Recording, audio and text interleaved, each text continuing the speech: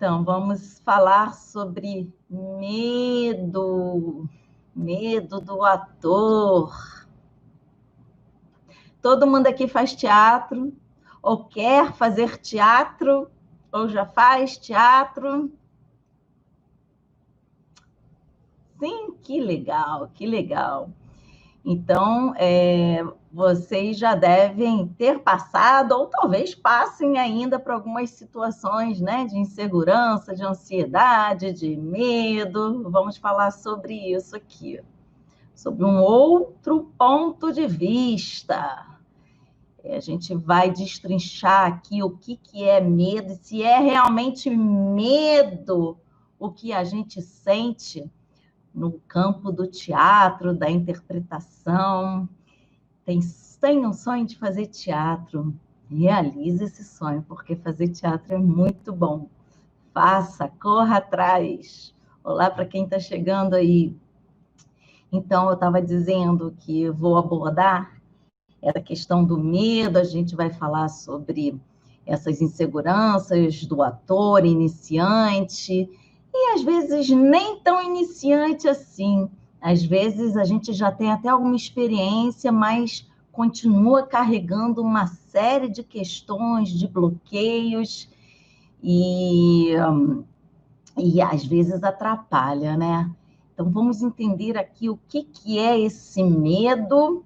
Vamos destrinchar essa questão aí sob o ponto de vista neurocientífico. Olá, Cíntia. Olá, Catarina, bem-vindas. E vamos além. Vou dar aqui algumas propostas, sugestões de combate, de enfrentamento a esses bloqueios provocados por essa emoção. Medo, ansiedade, tudo isso são emoções. Vamos lá, eu acho que a gente já pode ir começando, né? Então, gente, boa noite, já passou das 6. Essa semana, aliás, essa semana não, até o final do mês eu vou fazer 4 lives semanais, é uma espécie de esquenta aí para o evento Emoção Real em Cena. Quem não se inscreveu, vai lá na minha bio, que aqui o link para inscrição está lá. E aqui eu estou falando coisas que eu não vou abordar nesse evento, mas são temas complementares e que vão ajudar muito também no entendimento lá de tudo que eu abordo nesse workshop. Tamires, tenho muita vontade de fazer, vou começar o mês que vem, inclusive já fui convidada para participar de uma peça, vai ser o meu primeiro contato com teatro. Oh, coisa gostosa! Ai, que delícia! Então, isso aqui vai ser muito útil para você, Tamires.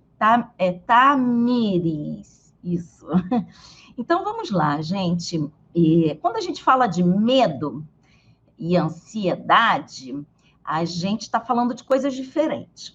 Quando o ator ele se forma, ele começa a trabalhar, às vezes ele nem se forma, ele nem vai para a escola, ele vai direto para o campo de batalha, ele tem que vivenciar e ultrapassar, vencer uma série de bloqueios, que são bloqueios individuais. Eu aqui, o meu papel, assim, o meu trabalho é ensinar atores a engatilharem, desencadearem emoções em cena. Mas eu sempre digo que não adianta eu ensinar isso tudo, eu ensinar técnicas inspiradas na neurociência, se o ator ele não faz um trabalho que está na base das competências. Esse trabalho é um trabalho sobre si, e isso tem a ver com essa questão do medo do ator que está iniciando a sua carreira, ou então de atores que já estão aí na estrada há algum tempo, mas ainda têm uma certa dificuldade.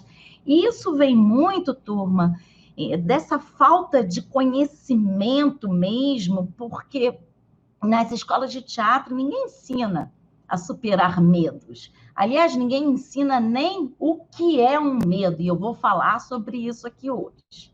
Bom, então vamos lá, vamos definir medo e vamos entender que, na verdade, aquilo que bloqueia o ator não é nem medo, tem uma partezinha que é ligada, sim, ao medo, mas, na maior parte, o que bloqueia o ator de entrar em cena, o ator de encarar um teste de elenco, de fazer uma cena ali para uma banca de examinadores, ou então o ator apertar aquele requezinho da câmera para fazer a sua cena, o seu self-tape, às vezes para postar no Instagram, para mostrar o seu trabalho, ou então para enviar para um teste de elenco. Isso tudo vai contar aqui. Eu vou explicar o que está relacionado com esse medo. Bom, vamos diferenciar medo de ansiedade, mas antes disso, eu vou falar sobre a emoção do medo. Tamires, tenho medo de esquecer o texto na hora da apresentação. Esse é um dos medos, mas para isso existe solução, tá? Inclusive para todos os medos e ansiedades performáticas. Eu não vou abordar aqui essa ansiedade performática mais grave, aqueles casos em que pessoas vivem uma situação de medo no palco, ficam traumatizadas e às vezes até abandonam os seus sonhos. Eu não vou tratar disso aqui não, mas também tem solução para isso, só que é um outro olhar, já um olhar mais terapêutico, exige uma aplicação de técnicas cognitivo-comportamentais, é um trabalho um pouco mais longo, tá? Eu vou falar aqui, então, definindo o medo. O medo é uma emoção primária. O que é isso, turma? Uma emoção primária é uma emoção universal, inata, ela está presente em todas as pessoas, em qualquer lugar do mundo.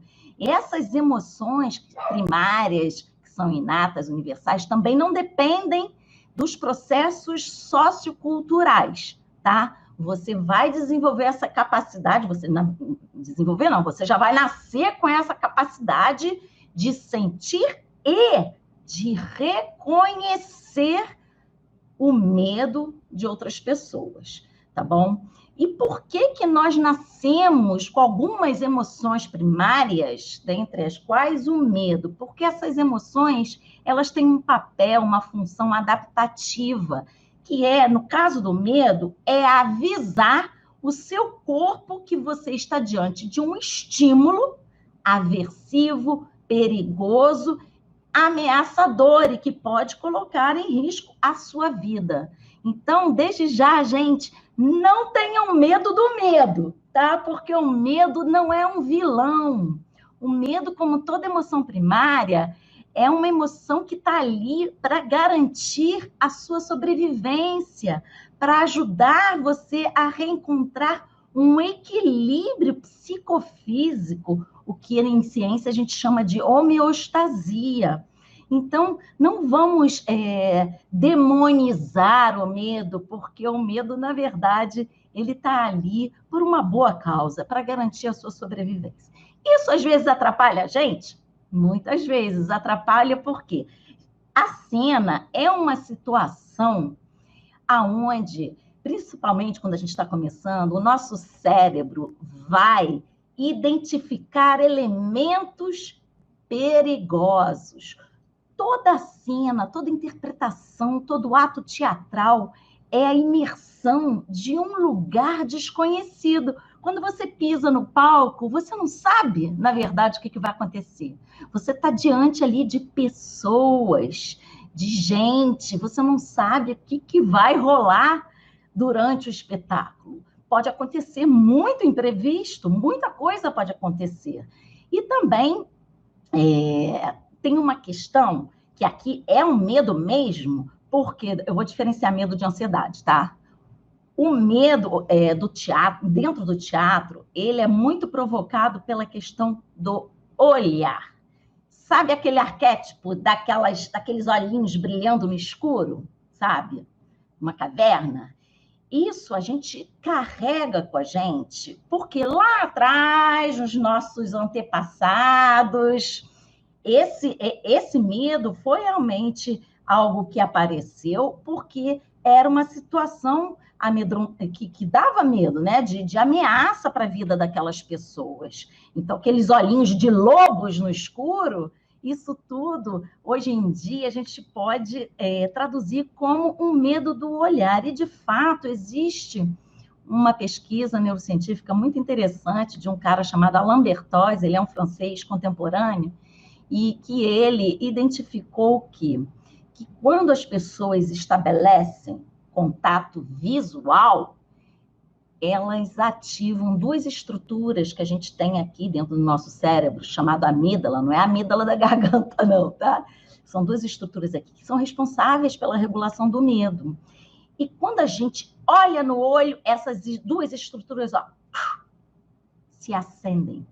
E aí manda para o nosso corpo todos aqueles sinais indesejáveis na hora da cena, que é boca seca, o coração que dispara, a pupila também dilata, você pode ter tremores, você pode suar também, você vai sentir a manifestação dessas modificações do corpo e isso vai perturbar. Então, o nosso interesse aqui é tentar ensinar o cérebro que a cena, que apertar um REC, que fazer um teste de elenco, que interpretar um personagem, que pisar no palco, não é algo perigoso. Pelo contrário, é algo que nos traz prazer. Então, a estratégia principal geral é essa, é ensinar o cérebro que aquilo é uma situação agradável, que o cérebro não precisa ficar te avisando o tempo inteiro, olha, você está em perigo, você está em perigo, tá? E para isso, a gente tem que começar a tratar o medo e a ansiedade como um coleguinha que chega para te avisar de alguma coisa e que você consegue manter um distanciamento dele e falar, não, tu não vai chegar nessa hora aqui, não. Pô, aguenta aí, eu sei que você quer me ajudar, eu sei que você acha que isso é perigoso, mas não é não. Porque quando você faz isso, você já desarma todas as cascatas fisiológicas ligadas à expressão daquela emoção. Mas eu estava dizendo que o medo é uma emoção primária e esse medo, ele só se ativa quando você está em presença de um estímulo real, concreto, que está ali no meio ambiente e que você percebe, principalmente através da sua visão, e que a imagem daquilo que você está vendo vai subir lá para o seu córtex, onde ele vai tratar essa imagem e vai reconhecer que aquilo ali pode ser um perigo e vai, então, mandar essa mensagem para outras estruturas do cérebro que vão ativar teu sistema nervoso autônomo e aí você começa a tremer, suar, gaguejar, aquela coisa toda, tá? Mas o medo, ele se manifesta quando existe algo real, um perigo concreto que vem do ambiente externo, tá? O medo é uma emoção muito antiga em relação à ansiedade. Vou falar um pouquinho da ansiedade para vocês verem que as estratégias de ação para combater, para superar o medo são diferentes por causa disso. A ansiedade, vou lá para quem está chegando aí, a ansiedade não é uma emoção primária, ela não é inata. A ansiedade é uma emoção secundária, ou seja, ela não está presente em todas as pessoas, em todos os lugares do mundo. Ela vai ter uma relação, sim, com a sua história de vida, com a sua experiência dentro de um contexto sociocultural. A ansiedade, ela vai se instalar a partir das suas experiências relacionais, suas experiências de vida em geral, tá bom? E o objeto da ansiedade, geralmente, ele não é concreto. Ele pode ser até imaginado. Ele pode nem existir, tá? Ele pode até mesmo ser não consciente. Eu não vou dizer inconsciente para não fazer confusão aí com a psicanálise. Mas pode ser algo que você viveu, que ficou ali registrado em conexões nervosas, mas que não chega à sua consciência. Então, às vezes, você se coloca numa situação parecida com algo que você já viveu e que lá atrás você sentiu esses sinais da ansiedade. Quando o seu corpo reconhece uma situação parecida, ele também vai enviar aqueles sinais para você. E aí a gente fica perturbado com isso. Então, o que acontece? O objeto, o estímulo da ansiedade não é concreto, ele está onde? Está aqui. Tá? Está aqui. Então, o que a gente tem que fazer para superar isso? A gente tem que identificar os nossos padrões mentais. Eu vou explicar isso tudo aqui, tá? Os nossos padrões mentais são pensamentos que a gente, ao longo da nossa vida, a gente vai produzindo e reforçando com o tempo.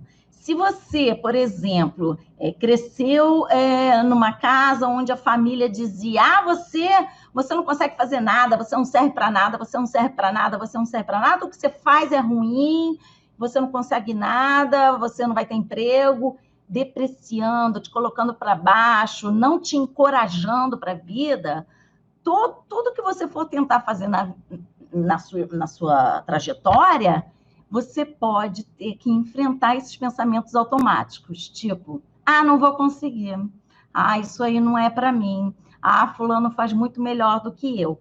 Esses são os pensamentos automáticos que invadem a mente do ator. E o que acontece? O ator iniciante, ele está inseguro naturalmente, porque ele não tem muita experiência, ele está querendo começar a trabalhar, ele tem medo de não conseguir trabalho e passar por dificuldades. São diversos tipos de preocupações que podem aumentar esse tipo de reação. Mas hoje, o que a gente vê? Hoje está sendo muito dito que os atores... O mundo mudou, né? O mundo está no digital. Então, os atores, eles têm que começar mesmo, quem está iniciando principalmente, encarar as redes sociais, criar o seu perfil profissional e sair postando os seus trabalhos para ganhar visibilidade. E isso esbarra num medo muito crucial, que é esse medo mesmo. Meu Deus, vou fazer um vídeo, vou postar na rede social, vão me chamar de blogueirinho, vão me criticar, vão zoar de mim, vão dizer que eu não sirvo para isso. E às vezes isso tudo, às vezes a gente escuta isso mesmo, mas às vezes, em grande parte também, é a nossa cabeça que está produzindo isso. Então a gente tem que ter muito claro qual é o sonho, qual é o objetivo de vida, o que a gente quer dentro do teatro. A gente quer realmente viver dessa profissão. Ser ator é ser empreendedor, porque raros são atores que têm ali o seu salário no final do mês. Eu acho que só na Comédie Française que os atores vivem dentro do teatro, inclusive. Eles são assalariados. E isso, em geral, na arte, né, não existe. Então, todo artista não é só ator, não. Tem que desenvolver essa veia de empreendedor. E para ser empreendedor, a gente precisa de autonomia. E ninguém ensina para a gente, num curso de teatro, como empreender, como ser autônomo. Autônomo não só para produzir as suas cenas, mas também para produzir, que digo, postar, né, fazer toda essa produção, mas também para encarar esses medos, essas ansiedades, esse medo da crítica e realmente conseguir postar alguma coisa, tá bom?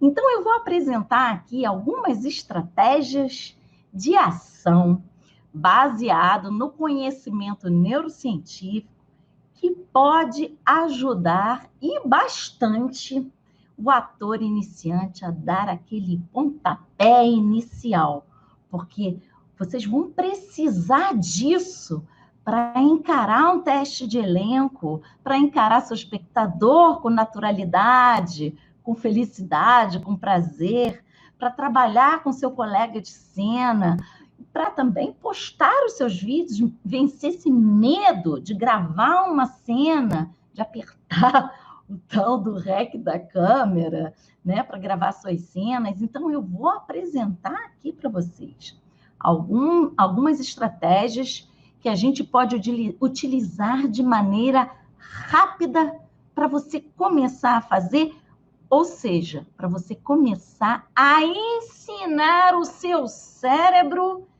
que tudo isso não representa perigo, que ele não precisa trabalhar para você ali naquela hora para te avisar, olha, você está em perigo, eu vou então aqui aumentar o seu batimento cardíaco para você se preparar para a fuga e vou reunir toda a sua circulação periférica aqui para você, enfim, fugir.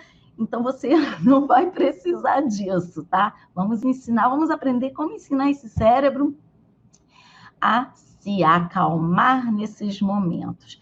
E isso tudo vai se consolidando com a prática, tá? Eu vou dar aqui algumas dicas para vocês começarem a trabalhar, criar essa autonomia, vencer o medo, mas sabendo que isso tudo depende, a superação disso tudo, desses pensamentos automáticos, vai depender de uma desconstrução de sinapses nervosas, de conexões entre as células do cérebro que já estão ali feitinhas e que é por isso que a gente sente essa ansiedade, esse medo, quando a gente encara ali a cena, vai ligar o REC e tal.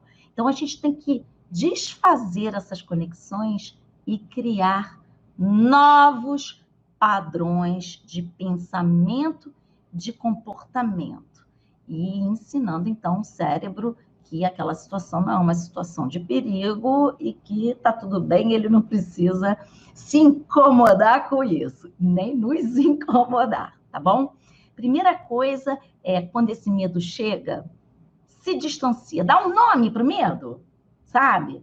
Dá um nome para o teu medo e conversa com ele. Quando ele estiver vindo, você, rapaz, não, agora não precisa, descansa um pouquinho aí, porque só esse distanciamento cognitivo já vai ajudar. Mas temos outras coisas que a gente pode fazer.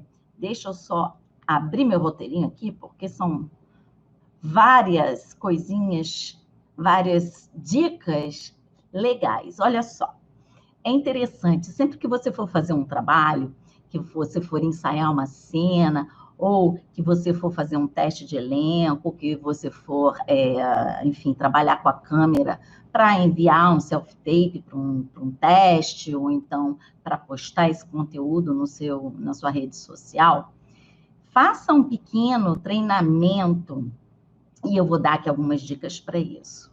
Primeiro de tudo, respiração, gente. A ansiedade, ela está muito associada com uma respiração mais superficial. Se você está respirando, elevando os seus ombros, tá? Você está realizando uma respiração que vai te deixar ansioso. Então, treine a respiração abdominal. Para isso, você tem um exercício ótimo, deita no chão, imagina que tem uma bexiga assim na altura do umbigo e que quando você inspira, essa bexiga ela vai enchendo e que quando você expira, ela vai se esvaziando, tá? E faça isso ali pelo menos uns 5 minutinhos, 3 a 5 minutinhos. E é legal criar essas estratégias mesmo, tipo um micro treinamento que você possa fazer sempre que você vai enfrentar alguma situação que te traga ansiedade. Acho que o teatro vai me ajudar bastante, porque sou bem tímida. Vai sim, o teatro é maravilhoso para isso. Talvez você não deixe de ser tímida, porque essa é uma característica sua, mas a timidez não impede ninguém de fazer teatro. Pelo contrário, você vai aprender algumas competências, você vai aprender a lidar com esse olhar que é tão, às vezes, aterrorizante, E isso tudo leva tempo, tá, Tamires? É essa questão da reconfiguração das nossas sinapses. É repetir, repetir, repetir, porque desfazer uma conexão para criar outra nova, isso leva tempo. Então, a gente tem que ter paciência. A gente tem que dar tempo para o nosso cérebro trabalhar, tá certo? Bom, então eu vou voltar aqui para as minhas dicas. Falei aqui da respiração abdominal e dessa pequena técnica da bexiga, que é bem interessante. Então, se você estiver ansioso, você pode fazer esse exercício. Algo que você deve prestar também muita atenção no momento em que você for fazer algum trabalho é a essa musculatura aqui, gente. Aí, isso é algo que eu aprendi na faculdade de odontologia e que eu aplico isso no meu treinamento. Nós temos um músculo aqui chamado masseter. E esse músculo, simplesmente, é o músculo mais forte do corpo humano. Quando estamos em estado de tensão, o que ele faz? Ele é um músculo, um dos músculos da mastigação. Ele é chamado elevador da mandíbula, né? A mandíbula é esse osso aqui. Então, ele eleva, ele levanta a mandíbula quando ele contrai, ele faz. Ele levanta a mandíbula.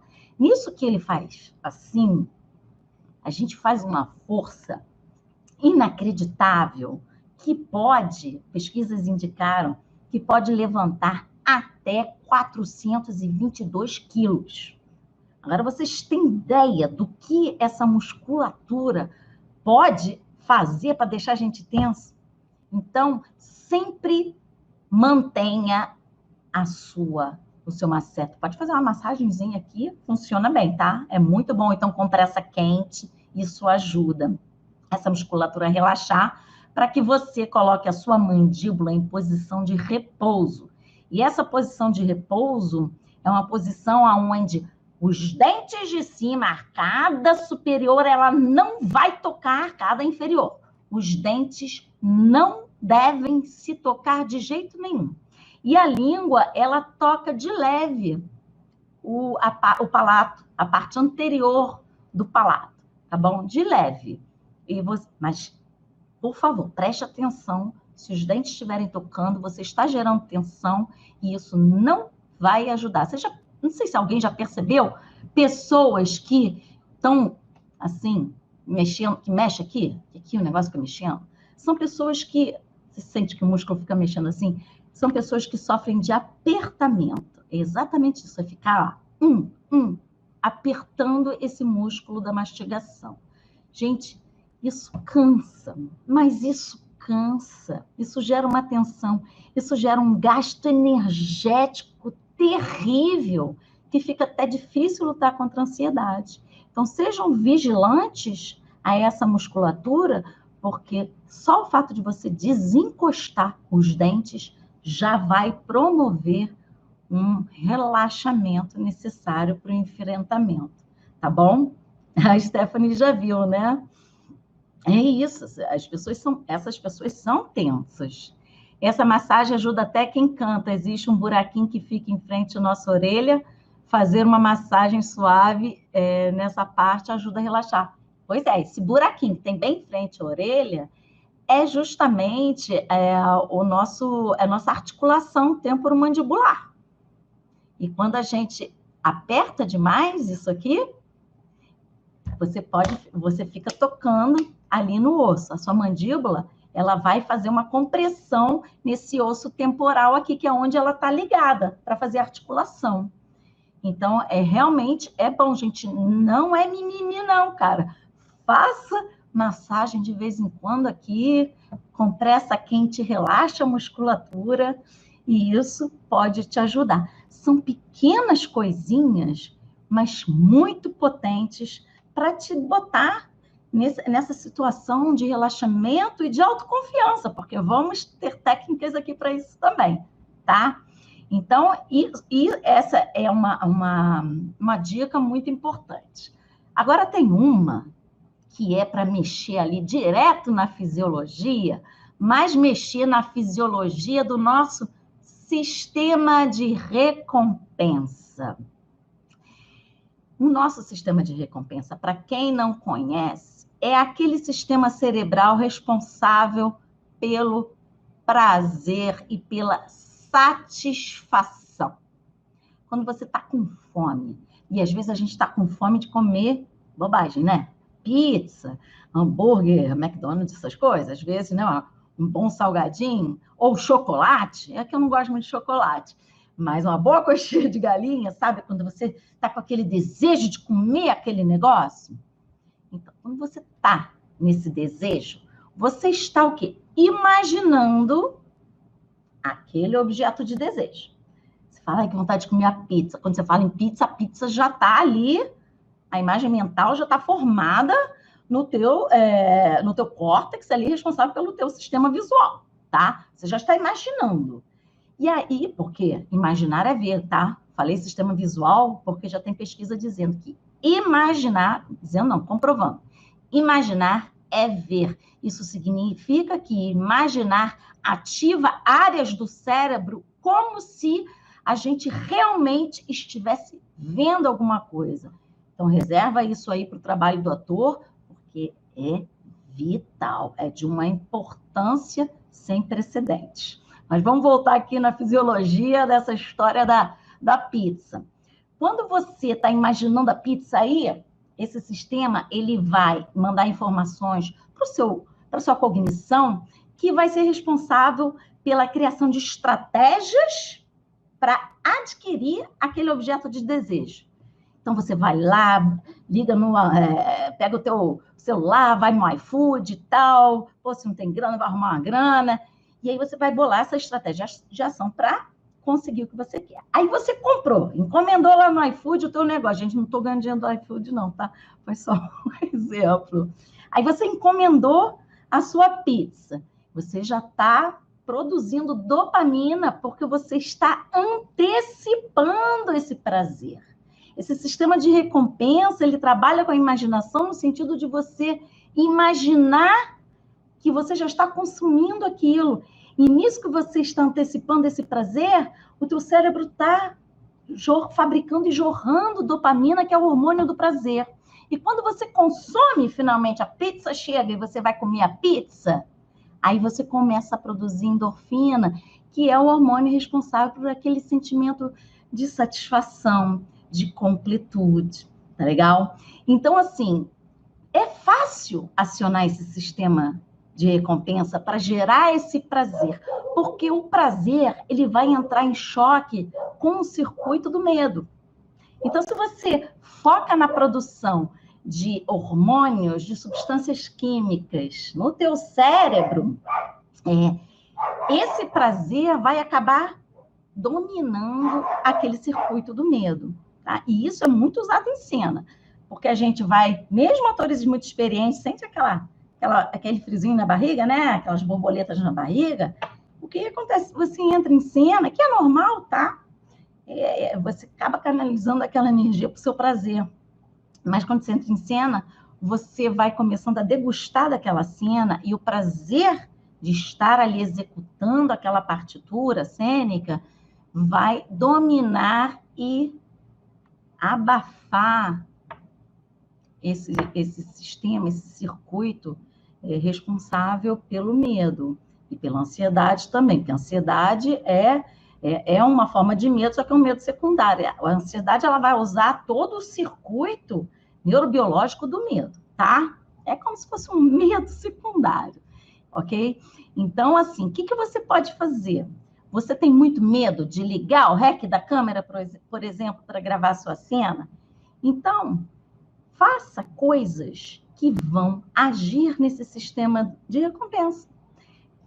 Quando for ligar o REC, se você tem fobia de câmera, aperta o REC e coma o chocolate ao mesmo tempo, se você é louco por chocolate, porque aquele chocolate vai produzir esses hormônios, tá? E esses hormônios, o que você está fazendo? Quando você come um chocolate, ou então você bota uma música que te traga uma grande memória afetiva, de uma época que você era muito feliz, ou de uma festa que você foi maravilhosa, ou então você coloca fotos, ou um objeto que façam você ter uma lembrança muito gostosa de alguém, ou um bichinho, ou seu bichinho de estimação, bote ele no teu colo, porque isso tudo gera a produção, sim, de substâncias químicas que vão ajudar nesse processo, tá?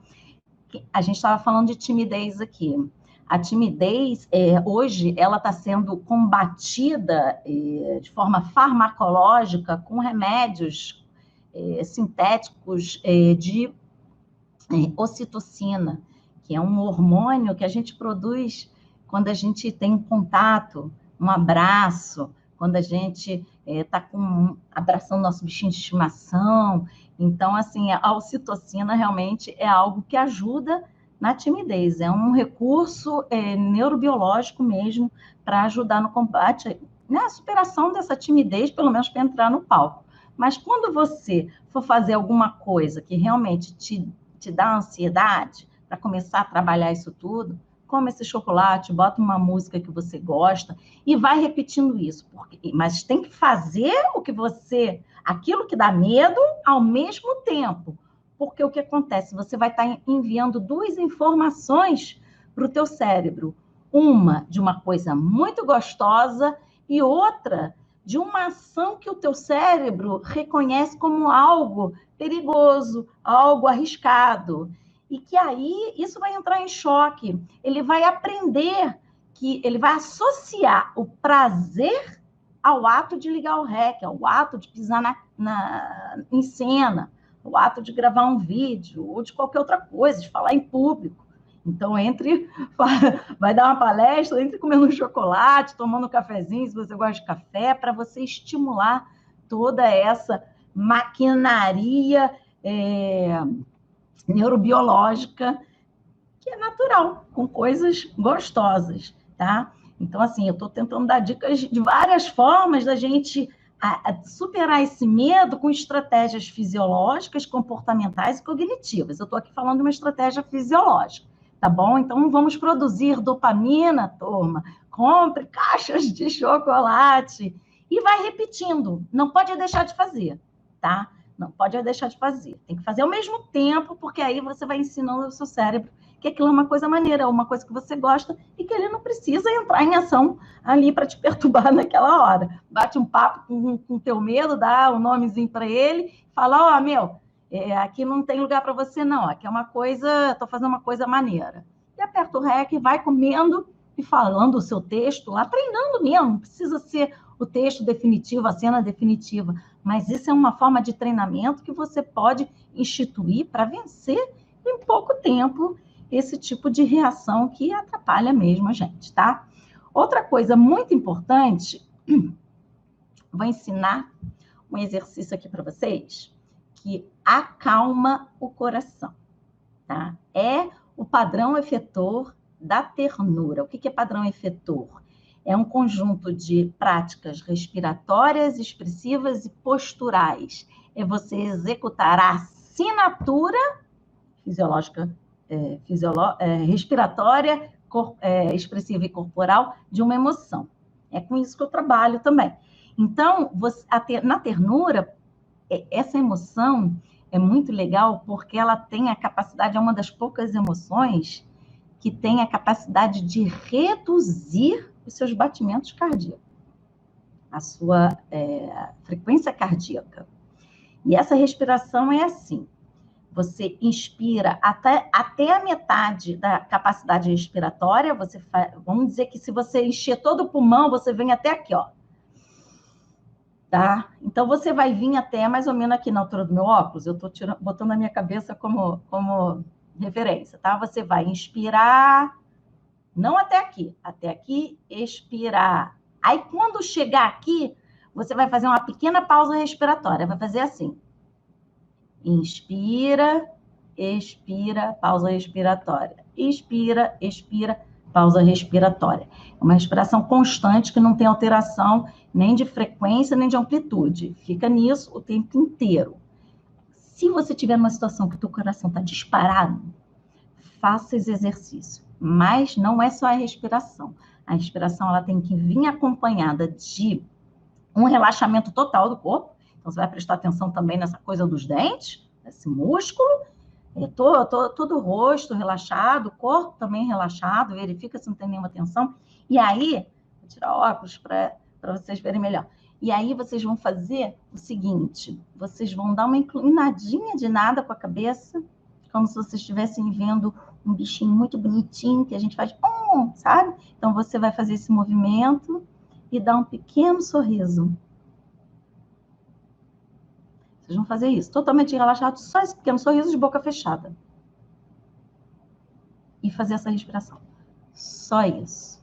Gente, parece mágica, mas tem que fazer durante um tempinho para realmente o coração ele se acalmar. Porque eu já fiz testes aqui, inclusive com minha pulseirinha de neurobiofeedback, e que se eu não ficar um tempo determinado nesse exercício e voltar, o coração volta a disparar.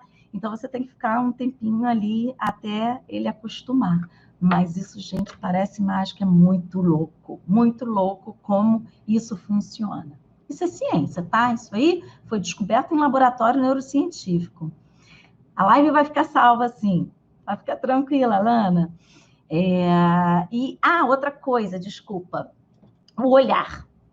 Você vai, né, relaxado, vai inclinar a cabeça, dar um pequeno sorriso, e o olhar tem que estar direcionado. Você pode direcionar para uma foto de alguém que você gosta muito. Bota uma foto na sua frente. Sempre carregue uma foto de alguém que você gosta, um objeto que é muito carregado de afeto para você, um presente que você ganhou de alguém que você ama, sabe? E olha para aquilo e imagina o que você viveu que te traz essa ternura, tá? Você pode pensar em algo gostoso também. E isso tudo vai acalmar o coração. Isso pode ser usado em cena também, mas é um recurso que a gente pode usar para agir na fisiologia do medo, porque o medo ele dispara o nosso sistema cardiovascular. Então, esse exercício ele vai acalmar esse sistema, tá bom? Vai inibir essa alteração cardíaca, ok?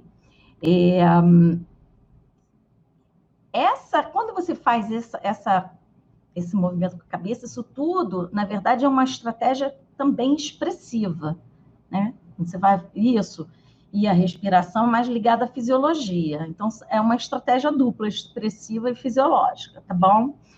Em relação ao corpo, quando a gente está muito tenso, que a gente está ansioso, está com medo, a gente tende, a se fechar, tá? Procure expandir o seu corpo, faça um alongamento, porque isso tudo vai te encorajar, tá? Não vai reforçar esse medo. Quando a gente está com medo ou está triste e você faz um movimento de expansão, e eu vou dizer aqui uma posição que vocês podem fazer que também age na fisiologia, isso ajuda também. Então, faça esses exercícios e depois expanda seu corpo, que isso tudo vai ser legal para superar o medo. Olhar para alguém que você ama aquece o coração instantaneamente, é uma dica muito boa.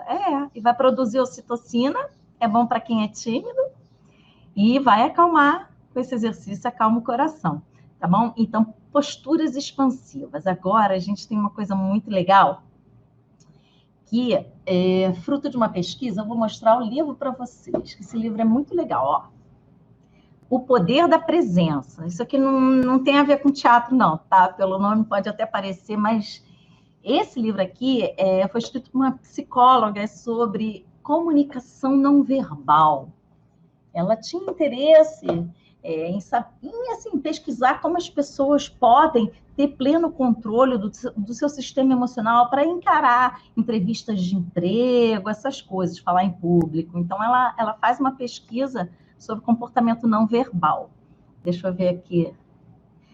Carol, dicas maravilhosas. Fiz 3 períodos de faculdade de teatro e nunca ouvi essas coisas lá. Nem vai ouvir. Mas um dia a gente chega lá. Esse é o meu trabalho, Carol, é divulgar todo esse conhecimento. Porque tem 10 anos que eu trabalho nessa interface do teatro e da neurociência. Então, são muitos anos de estudo. Minha tese foi sobre isso. E eu acredito, assim, tem algumas pessoas que já estão trabalhando com isso também, mas ainda está engatinhando, né? E essa é a causa que eu abracei mesmo, transmitir esse conhecimento para as pessoas, tá certo?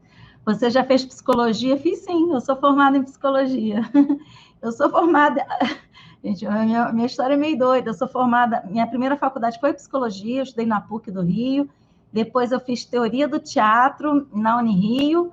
A minha formação de atriz eu fiz também na antiga faculdade da cidade, que não existe mais. É como um curso da CAL, profissionalizante de ator. Foi ali que eu tirei meu DRT. E sou formada em odontologia também. E foi graças à odontologia que eu entrei nesse universo da neurociência, quando eu fui fazer uma pós-graduação em odontologia, que eu conheci o Antônio Damasio, que é um dos maiores neurocientistas especialistas das emoções, e eu já estava no primeiro ano de tese em teatro, na mesma época, e aí eu pirei. Falei, caramba, aqui está a resposta para tudo que eu sempre me perguntei na minha vida. É um pouco essa a história, mas eu sou formada em psicologia também, e tenho essa pegada do teatro terapêutico. Eu tenho um trabalho sobre isso, gosto muito. Não drama, não psicodrama, né? Mas pensar sobre o poder transformador do teatro. Quem se interessa por isso, tem alguma live aí no Facebook, aqui no Instagram. No Instagram acho que não tem não, mas no Facebook, no YouTube tem live sobre o poder transformador do teatro, que é bem legal, um tema que eu adoro. Mas vamos voltar lá que eu vou ensinar um exercício massa para vocês se empoderarem ali antes de gravar a cena, de entrar no palco e de encarar aquela banca de julgadores da sua cena para passar um teste de elenco. Bom, deixa eu ver aqui. Eu não consigo, eu fui curiosa, tenho que ler. A pessoa ter curiosidade por conhecimento é incrível, está de parabéns. Obrigada. Obrigada. Estou aqui para a gente bater um papo sobre isso. Mas vamos lá, vamos falar sobre esse exercício. Quem aqui conhece a Mulher Maravilha? Todo mundo, né?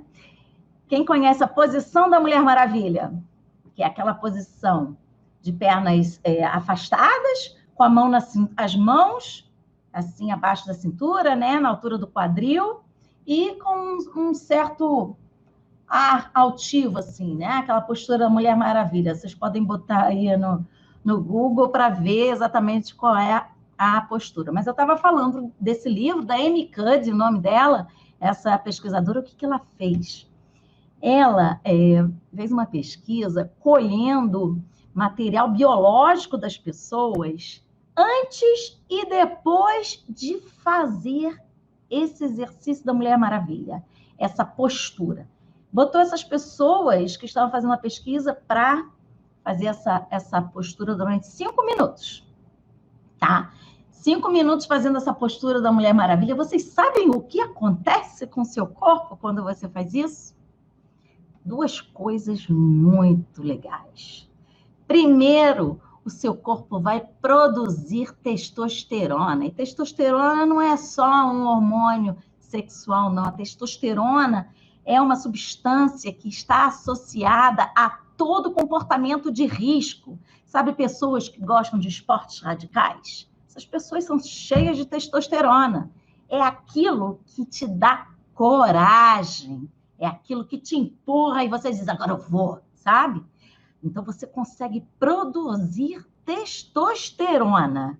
Mas não só isso. Você consegue também reduzir a taxa de cortisol do seu corpo.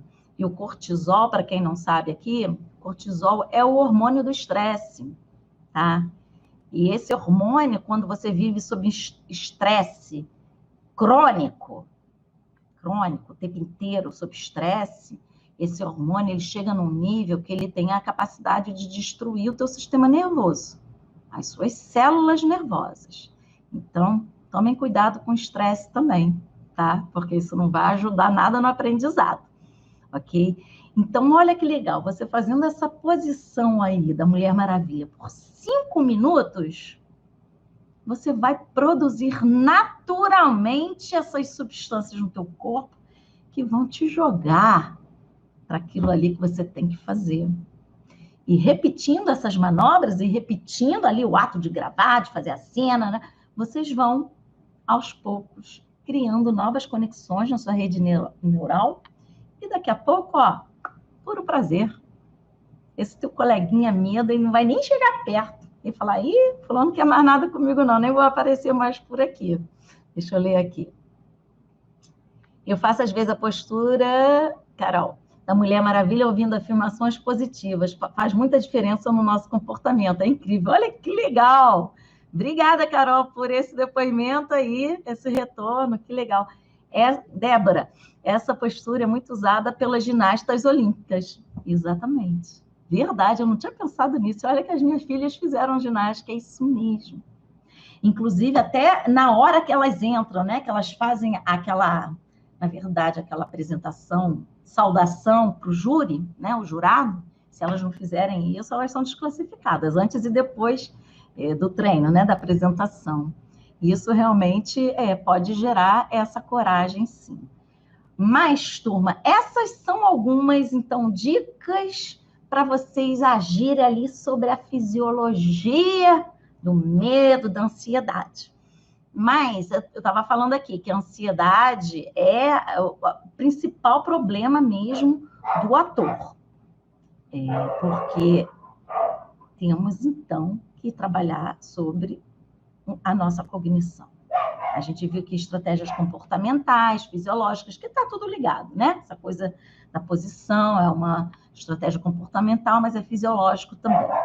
Mas a ansiedade, turma, que é o que pega mesmo na galera do teatro, exige um trabalho de reformulação de padrões cognitivos e mentais. Então, a gente tem mesmo que identificar esses pensamentos automáticos, porque o pensamento automático é algo que já tem conexão pronta no teu cérebro. Quando você cresceu ouvindo que você não era capaz, e que por isso que a ansiedade ela é muito ligada à nossa criação, às nossas experiências de vida, quando você cresce ouvindo isso, ou que em algum momento da sua vida você instaura esse tipo de percepção de si mesmo, você começa a repetir isso, e esses pensamentos se tornam automáticos. E o que é isso? Você não pede para eles aparecerem, eles simplesmente aparecem, te causam ansiedade, e aí você vai tentar arrumar estratégias de relaxamento, de solução daquele problema, porque ninguém quer ficar ansioso, né? Aí é que entra todos os mecanismos de autossabotagem da gente. Porque quando a gente procrastina, não vou fazer esse vídeo hoje não. Vou não, porque a luz está muito ruim hoje, está chovendo, e está uma luz horrível aqui, vai ficar horrível o meu vídeo. E aí, o que acontece? Você relaxa. A procrastinação é um fenômeno puramente adaptativo. Foi algo que a natureza deu para o ser humano que funciona para tirar a gente daquele lugar incômodo, dando um conforto instantâneo, momentâneo, mas que ali na frente vai causar um certo dano, porque o tempo passa e a gente não está produzindo. E aí, quando você vê o coleguinha fazendo, você diz, poxa, por que eu não fiz lá atrás? Porque não superou esses mecanismos de autossabotagem, porque não conseguiam ainda entender e identificar esses processos de autossabotagem. Então, quando você pensa, não vou conseguir, é um pensamento automático. Substitua esses pensamentos. Você tem que fazer um trabalho de desconfiguração dessas sinapses, tá? E depois reconstruir novos padrões cognitivos. Então, faça uma lista, quando você estiver num momento assim, de querer desistir, que está ansioso, que está com medo, bota no papel todos os pensamentos que vêm na tua cabeça, porque às vezes vêm e vão, é tão rápido que a gente não se dá conta. É praticamente como se não passasse na nossa consciência, a gente já está tomando decisões autossabotadoras e a gente não faz o que tem que fazer. tá? E eu sempre digo, o ator de sucesso, aquele que está lá na frente, não é ator não, qualquer um que está lá na frente, foi um autossabotador no início, aquele que venceu esses processos de autossabotagem. Aquele foi um inseguro, mas que venceu essas inseguranças. E tem mais, turma, se o ator não trabalhar todos esses processos ligados a essa microbiologia do medo, a esse circuito do medo, o que vai acontecer? Você corre o risco de entrar em cena, ou pior, de fazer um teste de elenco, e o que acontece?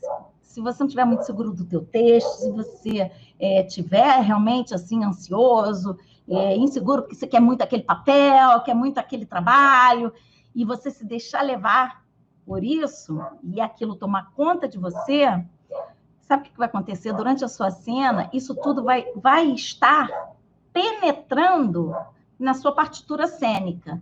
E quando você é invadido por emoções, com processos subjetivos ou psicoafetivos de origem biográfica, ou seja, as inseguranças da gente, os medinhos, toda essa falta de confiança, quando isso aparece em cena, principalmente para quem está gravando vídeo, lascou. Sabe por quê?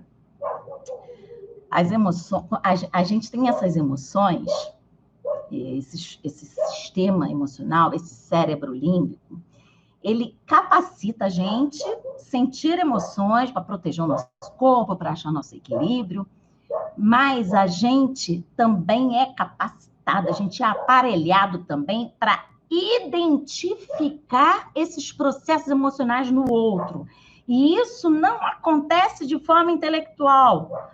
Traduzindo, se você está fazendo um teste de elenco e tem 3 pessoas lá, por exemplo, te avaliando a sua cena, e você emite esses sinais não verbais dessas emoções de origem biográficas que estão expressando a sua insegurança, isso vai entrar em choque na percepção dos caras em relação à sua cena.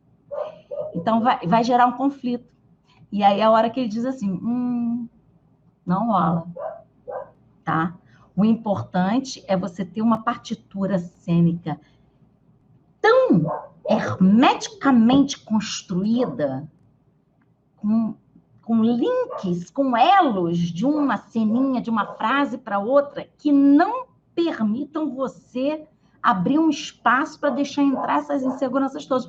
Porque todo mundo tem um certo nível de insegurança, mesmo quem está lá na frente, quem já tem muita experiência.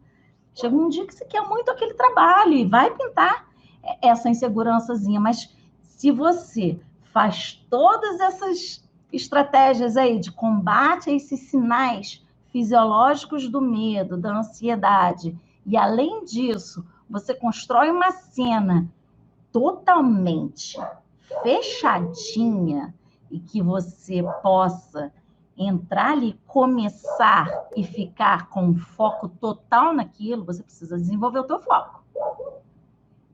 O foco é fundamental. É isso que o foco, esse nível de atenção máxima, que vai permitir o ator executar a sua partitura cênica ali, milissegundo por milissegundo, completamente conectado com o que ele está fazendo, é isso que não vai permitir a abertura dessa brecha temporal, que é ali que entram todas as nossas inseguranças. Então, se você tem uma cena completamente fechadinha, e se você aprende a criar essa cena com prazer desde o início, aí fechou. Aí você, é como se aquilo se tornasse completamente impermeável.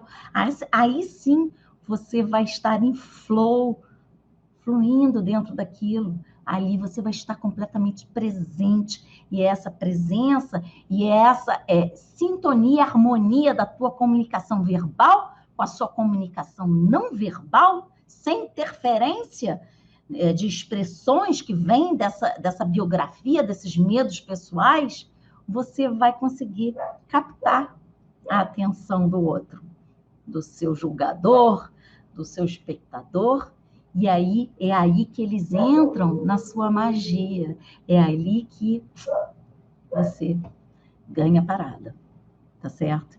Eu deixei de falar em uma coisinha aqui bem interessante também, que é uma outra dica, que, por exemplo, para quem vai gravar vídeo, tá? Porque isso em cena não dá muito certo. Vai dar certo para quem quer dar uma aula, falar em público, mas no teatro não vai dar certo. Por quê?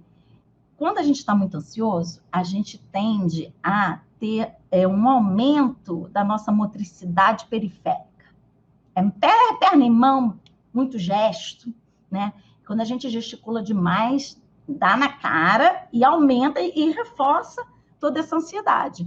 Então, o que você pode fazer? Você pode ter em mãos uma canetinha, qualquer coisa, sei lá, vou pegar um batom aqui. Eu posso ficar abrindo e fechando esse batonzinho aqui, tá? É uma coisa aqui, ó, que eu tô fazendo, vocês não estão vendo, eu tô conectada aqui com vocês, mas isso está fazendo diluir essa energia periférica e eu consigo canalizar essa energia para o que eu estou fazendo. Tá? Às vezes eu coloco aluno meu aqui para segurar peso de ginástica, para o corpo aprender a segurar e canalizar toda essa energia. Tá bom? Gente, que horas são? Eu estou perdida aqui, que eu nem olhei na hora, já são 7 horas. Então, o tempo passa muito rápido.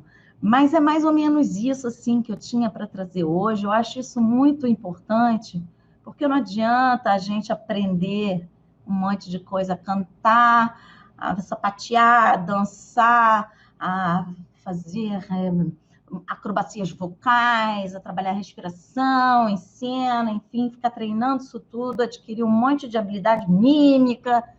Quando chega na hora H, você não dá conta do recado. A gente trabalha com material humano. Nosso instrumento trabalha o nosso corpo, e o nosso corpo inclui a nossa biografia, as nossas experiências. Então, é preciso, sim, que todo ator faça esse trabalho sobre si. E isso não é novidade. Stanislavski já dizia isso. Grotowski, Peter Brook ainda fala disso, que ele ainda está vivo, Eugênio Barba. É preciso fazer esse trabalho de uma ética sobre si mesmo. A ética tem que andar ali lado a lado com a estética, né? Então, assim, esse trabalho sobre si, de transformação humana, de geração de autoconfiança, e ligar o dane-se pro coleguinha, né? Que o coleguinha vai falar mal, tá? Não tem solução para isso, não. Deixa essa tarefa de falarem mal de você para os outros. Não colabore, porque você vai ser mais um. E bota na sua cabeça que você não tem que superar ninguém, não. A gente tem que se superar o tempo inteiro. Tá aqui, ó. O nosso maior inimigo tá aqui, eu sempre digo isso. Então, identificar esses processos de pensamentos automáticos, isso é fundamental, gente. Então, quando vier aquele pensamento, eu não vou conseguir, troque imediatamente. Eu vou conseguir. Pode demorar, mas eu vou conseguir. E aos poucos, aí tem que ter paciência, porque você tem que dar tempo para o teu cérebro desfazer conexões, é uma manobra biológica, não é da noite do dia. Ele não, vamos acabar, vamos passar um delete, né? Não, ele tem que desfazer toda uma estrutura biológica para refazer outra. Então, é com a repetição, que esses novos padrões mentais vão se solidificando. E quando a gente tem novos padrões mentais, a gente vai criando novos padrões comportamentais.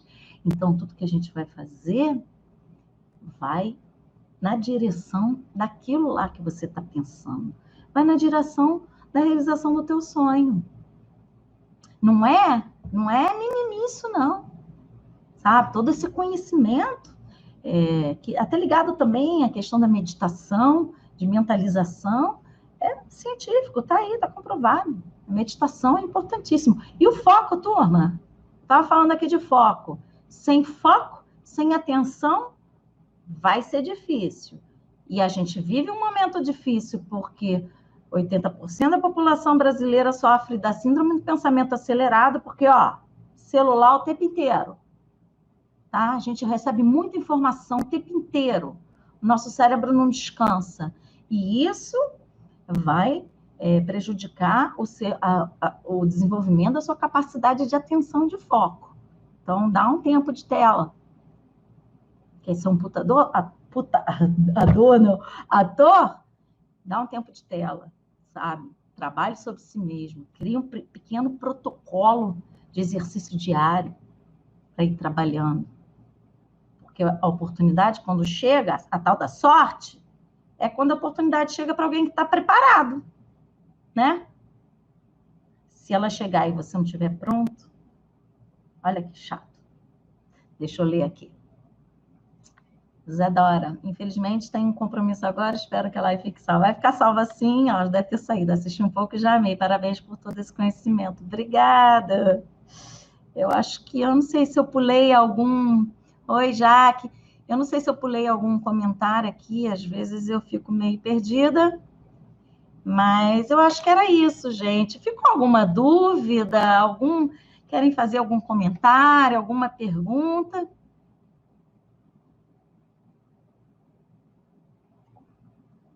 Aproveitando para hidratar aqui a garganta, né? Não, tá tudo ok. Sessão de recados. Eu, até o final do mês de janeiro, eu decidi fazer várias lives, já que tem meu evento que está chegando aí dia 25. Então, eu vou fazer lives, não somente assim com conteúdo, mas eu vou abrir 2 vezes na semana lives para fazer mentorias online, ou seja, qualquer pessoa que queira conversar comigo, se tiver uma dúvida, uma pergunta, enfim, quiser falar sobre algum tema específico que eu possa contribuir com esse conhecimento, linkando teatro, arte da interpretação, neurociência, psicologia, é só me perguntar, é só tentar participar da live, né? É mandar aquela solicitaçãozinha e que eu vou escolher ali aleatoriamente alguém para conversar. Deixa eu ler aqui. Existem estudos sobre presença cênica nas neurociências? Existe. Olha, em português existe muito pouco. Eu tenho alguns artigos escritos. Se você for, por exemplo, no site academia.edu e botar o meu nome lá, você vai conseguir baixar vários artigos. Eu tenho muito artigo escrito em francês. O meu livro não está aqui agora, não. Ele está todo em francês, são 400 páginas, mas está todo em francês. E eu não consegui traduzir isso não, turma. Se vocês conhecerem alguém que queira traduzir. E no Brasil, realmente, tem muito pouca gente trabalhando com isso, mas eu não sei. Além de mim, no Brasil, agora tem muita literatura em língua inglesa, em língua, deixa eu ver se eu tenho algum aqui, não, está na outra estante. Em italiano, em francês tem pouca coisa também, não tem tanta coisa assim em francês, não. Em italiano e em alemão também tem algumas coisas. Tem gente na Alemanha trabalhando com isso. Mas no Brasil, realmente, tem muito pouca gente realmente produzindo conteúdo e também artigo científico, né? Produzindo cientificamente. Eu procuro sempre publicar, de vez em, assim, pelo menos uma vez por ano, eu escrevo um artigo para não parar a publicação, porque também tudo que eu faço aqui no meu estúdio, no meu laboratório, eu treino atores, mas também eu estou fazendo pesquisa ao mesmo tempo. Mas você pode dar uma olhada lá, ou no meu site também, do Lindsay, mas, enfim. Ravi, vou adorar fazer uma mentoria sobre isso, vou acompanhar para saber mais. Será muito bem-vindo. Olha, eu vou fazer... essa semana aí já tem a turma na fila, mas eu vou instituir essas mentorias pelo menos uma vez por semana, porque eu acho que isso ajuda muitas pessoas e sempre a dúvida de um pode ser a dúvida de muitos, né? E eu também cresço com isso, eu também gosto muito desse bate-papo, sabe? E às vezes eu estou falando aqui, eu estou me conectando com vocês, é gostoso, eu adoro ler vocês, mas também às vezes bater um papo assim direto, eu me sinto menos sozinha, né? Esse Instagram, ele tinha que fazer uns mini zoomzinho, né? Para a gente poder ver todo mundo. Mas, enfim, acho muito bacana seu trabalho. Obrigada, Ravioli. Muito obrigada. Tamo junto. Amanhã vou fazer essa primeira mentoria às 6h01. E depois também live quinta e mentoria sexta-feira. E se o negócio ficar muito bom, eu vou continuar assim, por tempo indeterminado. Tá bom, gente? Alguma dúvida que ficar, você está rindo, né? Mas deve ser proposital. Ravioli? Você é italiano? Ai, que legal. Então, todos serão muito bem-vindos, tá bom? E qualquer dúvida, qualquer questão, estou por aí na rede, manda um direct. Eu posso, às vezes, demorar um pouquinho, mas eu sempre respondo, tá? É isso, gente. Muito obrigada, então, pela participação, pela paciência, pela colaboração. E estamos juntos. Se cuidem, tá? Até chegar essa vacina aí. E estamos juntos. Tá bom, gente? Um beijo grande e até a próxima.